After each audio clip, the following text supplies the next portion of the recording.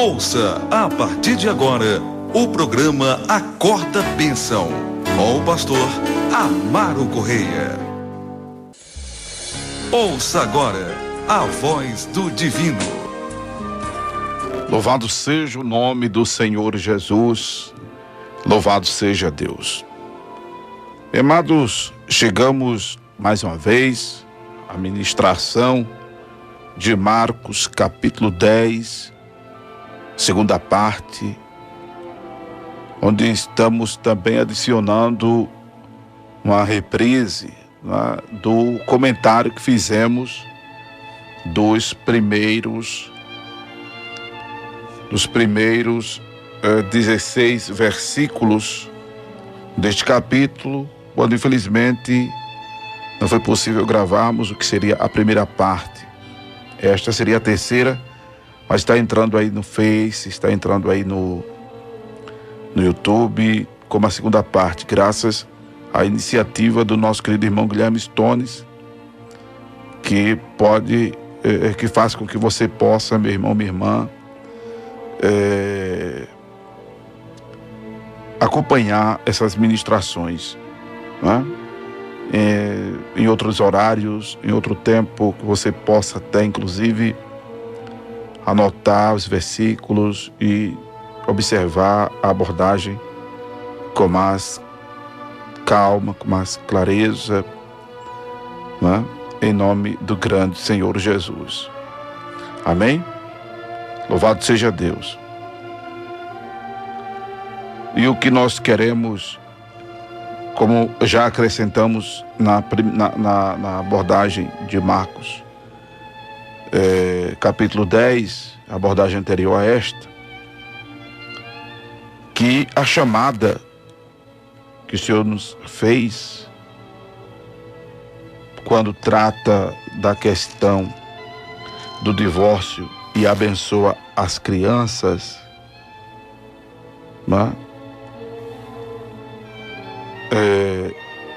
A chamada ao perdão no relacionamento conjugal, que é algo difícil, a convivência a dois. Se para toda relação sociável há uma necessidade de um saramento, muito mais na vida a dois, até porque na vida a dois, né, o casamento, as pessoas têm a responsabilidade de fazer umas às outras felizes, porque foi esse compromisso que assumiram entre si, inclusive, sobretudo, diante de Deus, e se ligaram pela lei divina até a morte. Por isso que o divórcio não é concebível pelo divino. O que supostamente justificaria seria o adultério, que ainda assim não justifica. Por isso, supostamente legitima. Por que supostamente legitima? Reprisando a ministração que foi feita. Porque o próprio texto de Marcos 10, versículo de número 11 e 12, diz que qualquer que deixar sua mulher e casar com outra, adultera com ela. E se a mulher deixar o seu marido e casar com outro, adultera. Então, o adultério não justifica necessariamente, porque em 1 Coríntios está escrito que em se separando, ou fique só, 1 Coríntios capítulo 7, versículo de número 10 em diante, né? Ou fique só, ou então se unam novamente. A banalização desse princípio a vulgarização desse princípio é o que tem levado muita gente a achar que indo ao cartório e dissolvendo o contrato está resolvida a situação. Pode estar resolvido, como já disse, diante da sociedade, diante dos juízes da terra, mas diante de Deus, não. Claro que as pessoas não devem ficar juntas, obrigadas a pulso. Não, as pessoas têm que ficarem juntas por amor. Se não houver amor, não vale realmente a pena. Mas o contrair um outro relacionamento, mesmo judicialmente se dissolvendo, abre aspas, o casamento, fecha aspas, isso não se resolve diante de Deus. Porque conforme está escrito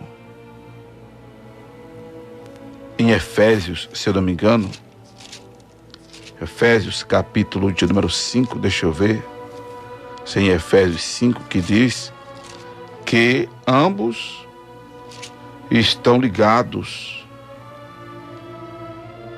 até a morte. Ambos estão ligados até a morte.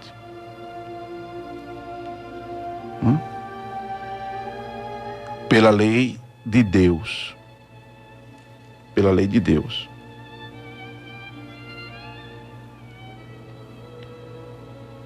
Pois bem, se não foi em Efésios 5, você depois procura aí em Coríntios capítulo 7, que vai achar isso que eu estou dizendo.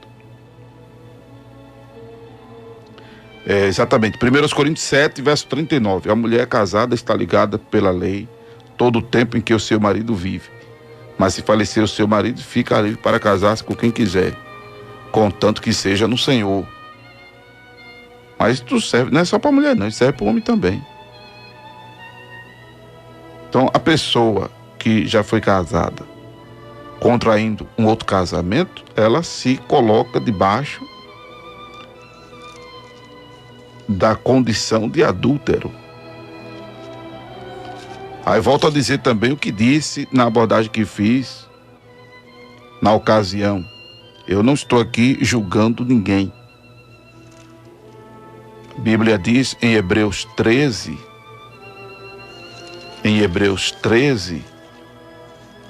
que aos adúlteros Deus os julgará. E julgar, Hebreus 13, verso 4, e julgar não é condenar, nem é também absolver. Não é absolver, também não é condenar, é julgar. Deus quem vai julgar. Porque uma coisa que eu também disse na ocasião, pena que infelizmente a abordagem não foi gravada, mas está sendo reprisada aqui, que quem vem de um primeiro e único casamento para a salvação deve apelar para a graça e para a misericórdia de Deus, tanto quem já vem, tanto quem contrai um segundo, um terceiro, né? Um quarto, um quinto. Tem gente que já casou aí para mais de 7 vezes. Esses cantores, esses artistas, né? Pastores, homens de Deus, mulheres de Deus, que não tenham assim uma imagem pública, são pessoas de repente anônimas, mas a situação é a mesma, né? Ser famoso e ser anônimo não significa nada para Deus. O que significa é ser gente, é ser humano. Amém, amados? Claro que quando uma pessoa ela é uma pessoa pública, né, os comentários são maiores, a visibilidade é maior, a pessoa está na vitrine. Mas, espiritualmente falando, para a salvação, tanto quem vem com o seu casamento, graças a Deus, certinho, esposo fiel, esposa fiel,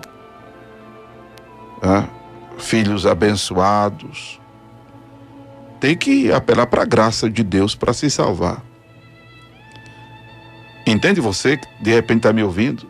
Pastor, então, que susto o senhor me deu. Pensei que eu estava condenado porque tive um casamento, não fui feliz e me separei e casei de novo, né? E nesse casamento eu tô feliz. E aí o senhor está dizendo que eu estou em adultério? E eu me divorciei. E eu fui pro cartório. E está aqui o documento, está aqui a certidão de casamento. Pastor, o senhor está dizendo que eu estou em adultério? Não sei o que estou dizendo, é o texto bíblico que está dizendo que a condição é essa. Não é? Agora, a salvação já é outro departamento também. Já é outro departamento também. Amém? Porque tem que apelar para a graça, para a misericórdia de Deus, tanto quanto quem está no seu primeiro casamento. Aí você que está aí me ouvindo, por outro lado, diz assim: pastor, eu me casei uma vez, não quero nem casar mais, porque o casamento que eu tive, o casamento que eu estou tendo, tá um inferno, não sou feliz, né? Descobri que não gosto, descobri que não sou amado, não sou amada, sofro, marido bate em mim, me despreza, me trai. O marido diz: a mulher é braba demais, pastor, a mulher não liga para mim, a mulher me trai. E agora, o que é que eu faço? A Bíblia autoriza você se apartar. Agora, coloca para você que, em se apartando, fique sem casar. É a Bíblia que diz. Aí como é que você vai fazer? Você se vira aí com Deus. Porque tem pessoas que querem que os pastores se responsabilizem por suas vidas. Querem que o pastor diga: e aí, pastor, o que é que eu faço? Lê a Bíblia e vai pela Bíblia. O que a Bíblia diz ser pau é pau, o que a Bíblia diz ser pedra é pedra. Aí você quer lançar-se ao risco, não é? Porque casar-se é até um risco, casar-se é um desafio. Você quer lançar-se a um risco, a um desafio espiritual de contrair um outro casamento? Não é? Mas aí você quer correr um risco espiritual, até social, sei lá, não sei, isso aí é com você. Quem tem que resolver sua vida é você, não é o pastor da sua igreja, muito menos o pastor da rádio, não é ninguém não, é você que... E aí você tem que apelar para Hebreus 13, Deus, porque Deus vai julgar isso aí. Não justifica, nada justifica, mas Deus compreende você. Deus compreende todos nós. A Bíblia diz em Hebreus 4, a nossa felicidade é simplesmente essa. Não só por causa do pecado do adultério, mas por causa de todos os nossos pecados. A nossa felicidade é essa daqui, ó. Entre muitas, né? Hebreus 4, verso 15. Porque não temos um sumo sacerdote que não possa compadecer-se das nossas fraquezas, porém um que, como nós, em tudo foi tentado, mas sem pecado. Mas sem pecado.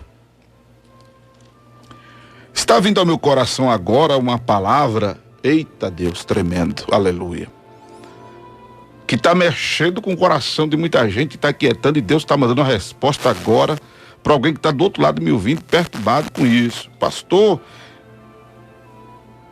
então eu não estou ceando, porque a igreja que eu faço parte, quem casa pela segunda vez não pode cear.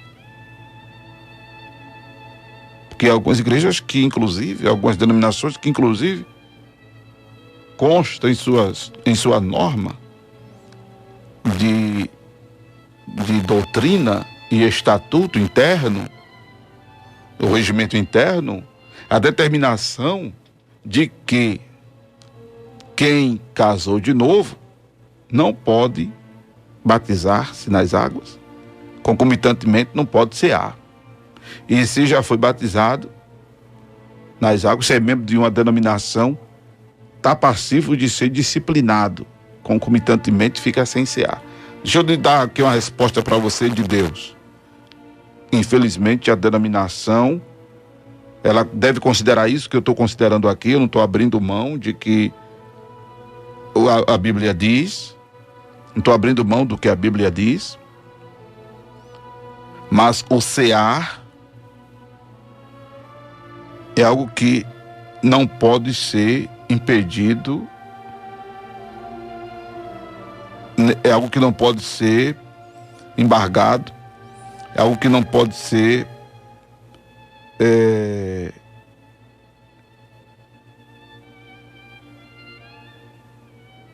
impedido mesmo de a pessoa fazer, não é? É algo que pastor da denominação não tem autoridade para fazer isso.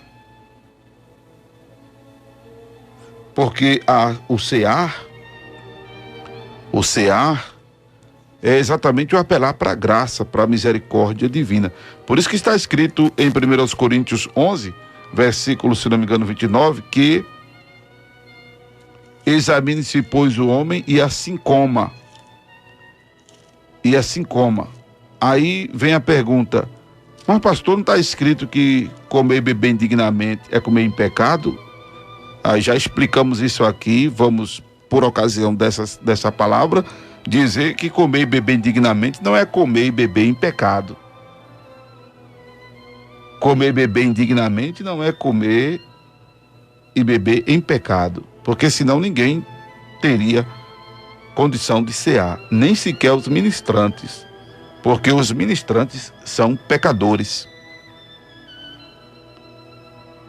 Então a palavra que eu recebi de Deus agora para entregar a você que está do outro lado, inquieto com isso. Você pode, deve e tem o direito, irmão, e a necessidade de cear. Então não deixe de cear, não. Não deixe de cear, não. Viu? Você que está no segundo casamento. Agora preste atenção no que eu estou falando. Não estou aqui banalizando. Ao contrário, eu estou chamando a seriedade para esse princípio divino que é o casamento, que foi a chamada que já vemos aqui Jesus fez, como continua fazendo em todo esse capítulo 10 de Marcos, que tem uma profundidade, misericórdia muito grande, quando ele é lido e ministrado nessa perspectiva de detectar os princípios, os valores. Louvado seja Deus. As verdades divinas. Quando a Bíblia lida assim, aí a perspectiva da religião cai por terra e aflora o Evangelho de Jesus Cristo. E aflora o Evangelho de Jesus Cristo. Porque a religião, nesse sentido, inclusive, tem matado muita gente. Nesse e em todos e em muitos sentidos e aspectos. Estava dizendo a minha esposa, ainda ontem, quando vinha do médico com nosso filho Luan, do espírito jovem da nossa filha Luana. Glória a Deus. Que se fosse a religião, ela não teria a vida que ela tem de jovem. Mas ela vive o Evangelho de Jesus. Porque, amados, a religião e as denominações, infelizmente, têm atrapalhado a vida de muita gente, mas muita gente mesmo. E tem atrapalhado em muitos sentidos e aspectos. Tem atrapalhado, infelizmente, a religião, a denominação tem atrapalhado a vida de muita gente. Muita gente hoje é infeliz na vida, não estou falando conjugalmente, simplesmente, não. E olha que conjugalmente isso tem sido terror para muita gente. Porque há denominações que obrigam as pessoas a casarem, jovens, por causa da carne. Aí o jovem casa, né? Para não avançar o sinal, para não passar na frente de Deus, para não, como é que se diz? É por aí, né? Avançar o sinal, passar na frente de Deus e tal. Aí o jovem casa, sabe que é para não viver sob opressão da tentação, para não viver com as poluições noturnas, que não adianta de nada casar em função disso. Alguns casam para poderem crescer eclesiasticamente no ministério, e aí casam sem se conhecerem, casam sem se amarem, e aí casamentos duram poucos. Casamentos duram pouco. Casamentos duram pouco. Hã?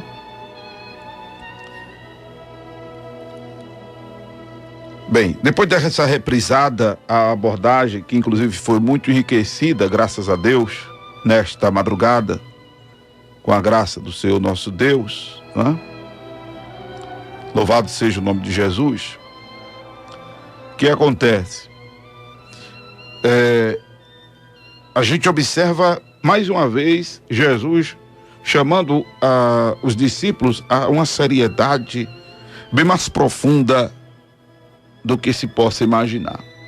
O grande problema é que havia uma alienação ainda, não uma alienação apostólica, porque o apostolado ainda estava sendo formatado, né? O apostolado ainda estava sendo formatado. Por isso que a expressão usada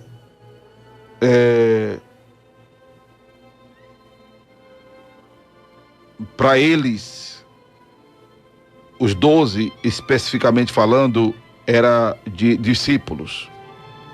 Discípulo é aprendiz. Discípulo é aluno.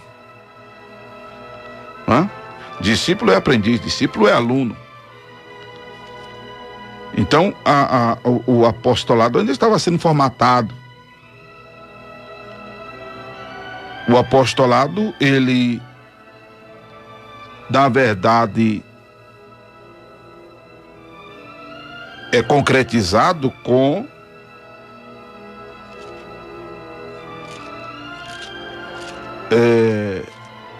deixa eu vir aqui a um texto, sabe, irmãos, de Atos. O apostolado, ele é formatado a partir da ascensão de Jesus, que é quando a gente lê que Matias é escolhido apóstolo em lugar de Judas, mas isso só acontece depois que Jesus é assunto aos céus, não é? Até porque para ser apóstolo, a exigência tinha que ser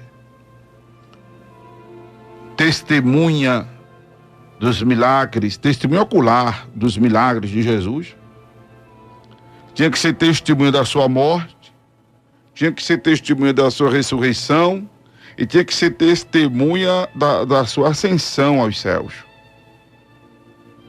Porque foram coisas do convívio dos que estavam com Jesus. Por isso que lá na frente houve, de uma certa parte, uma obstrução ao apostolado de Paulo. Que ele defende o apostolado por ter visto Jesus. Não é? Mas muitos dos apóstolos quiseram embaçar o apostolado de Paulo. E nessa formatação ainda na categoria de discípulos, havia uma alienação muito grande dos mesmos, porque você observe aí, no versículo 32, que é o que estamos para terminar essa abordagem, em diante, Jesus indo a Jerusalém, falando de que seria entregue aos príncipes dos sacerdotes e escribas e condenado à morte, e ser escarnecido, e ser açoitado, e ser cuspido, e ser morto, mas ao terceiro dia ressuscitar. É um assunto que não tem nada a ver. Chega Tiago e João, filho de Zebedeu. Mateus diz que foi a mãe deles. Lucas, quando narra isso,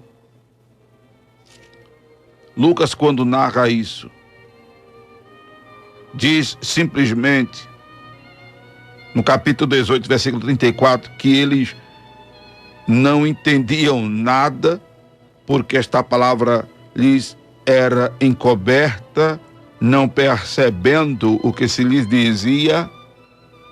Então havia um bloqueio, havia uma alienação na cabeça dos discípulos. Por que isso? Porque eles estavam voltados para a grandeza. Eles estavam preocupados com eles. E a gente percebe um fascínio de grandeza muito grande quando eles pedem ao Senhor que em sua glória um se assente à direita e outro à esquerda. Misericórdia.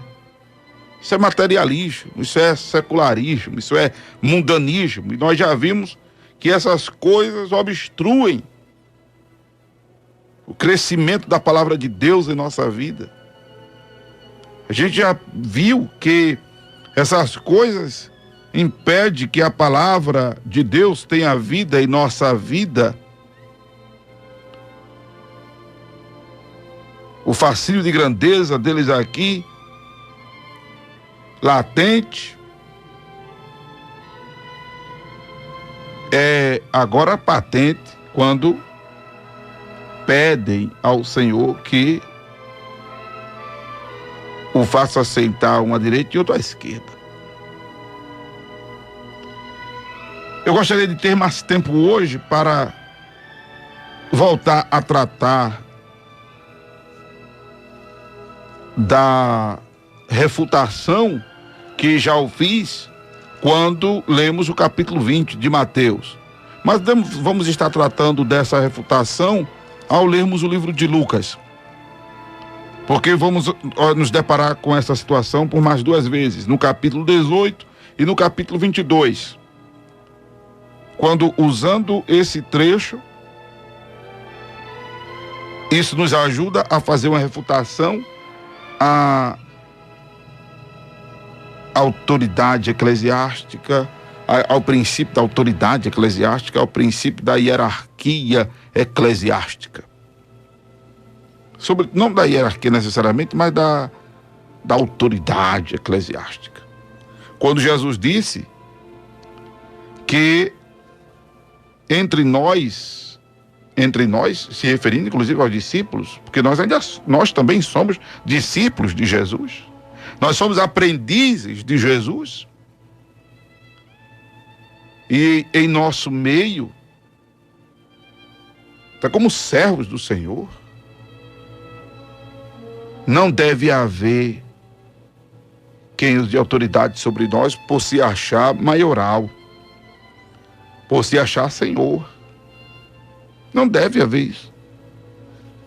Não deve haver. Inclusive Pedro diz na sua epístola, no capítulo 1, 1 Pedro, aliás, capítulo 5, para que quem pastoreia não exerça domínio sobre a herança de Deus.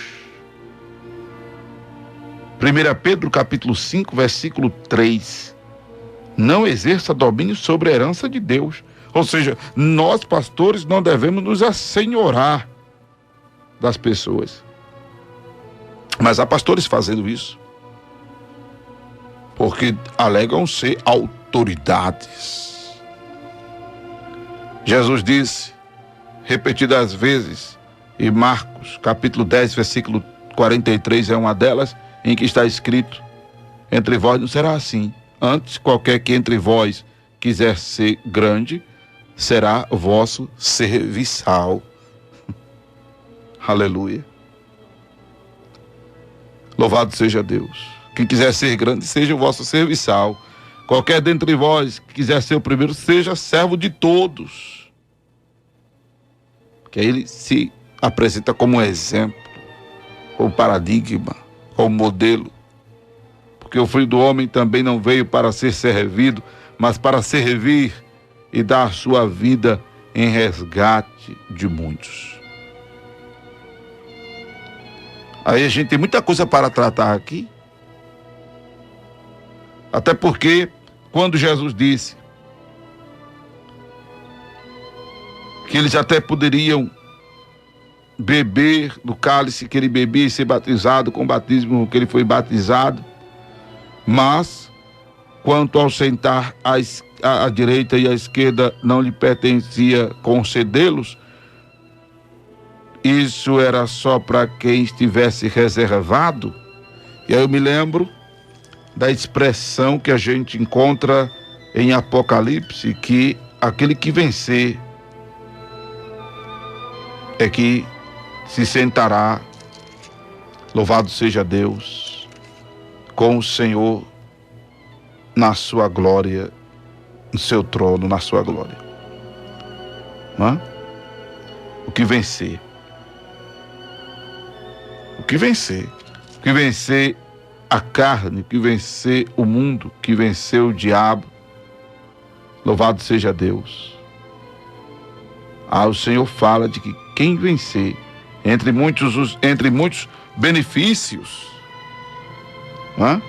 que a gente encontra nas declarações às 7 igrejas da Ásia, glória a Deus. O benefício de comer da árvore da vida que está no meio do paraíso,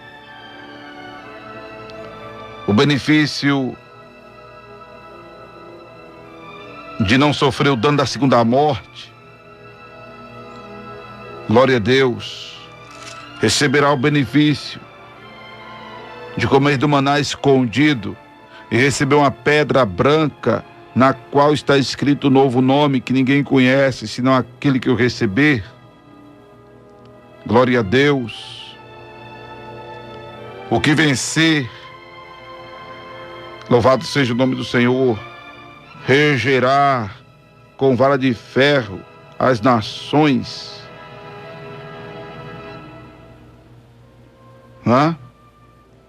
O que vencer, também está escrito, será vestido de vestes brancas e de maneira nenhuma terá o seu nome riscado do livro da vida. O que vencer, glória a Deus, será coluna no templo de Deus e dele nunca sairá, e terá o seu nome escrito sobre ele, e terá escrito sobre ele o nome de Deus e o nome da cidade de Deus. Louvado seja o nome do Senhor. E quando o Senhor fala à igreja de Laodiceia, Apocalipse capítulo 4, versículo 21, ao que vencer, lhe concederei que se assente comigo no meu trono, assim como eu venci e me assentei com meu Pai no seu trono. Aleluia.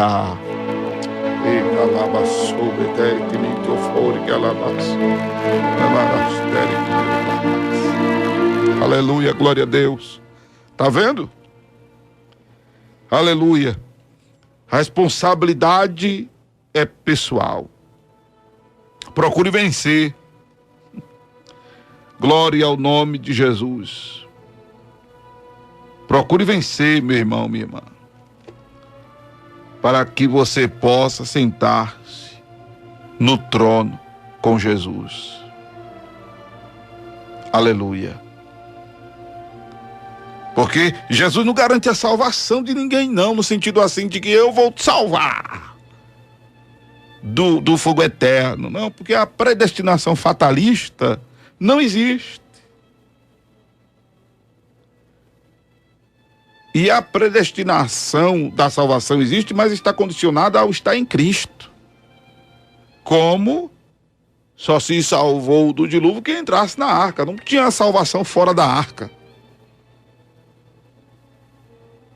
A previsão era de que se salvasse quem estivesse dentro da arca. Tem que estar em Jesus para se salvar.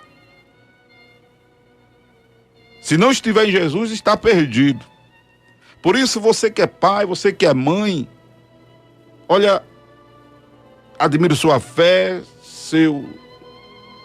sua sinceridade, mas como disse na abordagem anterior a esta, não é simplesmente sinceridade que resolve, tem que haver a verdade divina. Porque há muita gente sincera, porém fazendo as coisas erradas, né?